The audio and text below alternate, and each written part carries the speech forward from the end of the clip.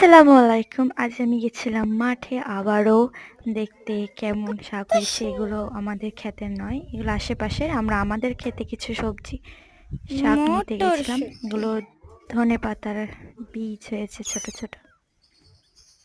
এগুলো খুব সুন্দর পরপর সাজানো আছে।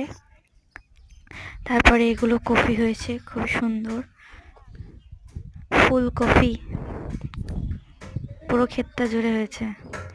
এগুলোও ধনেপাতার গাছ, ছোট ছোট চারা হয়েছে। এগুলো হচ্ছে পটল, যেগুলো সবাই জানি। এগুলো সব ধনেপাতার গাছ। এখানে কি সুন্দর ঝাল হয়েছে। এটা হচ্ছে আমাদের ক্ষেত। এখানে আমার ঠাম্মি শাক তুলছেন।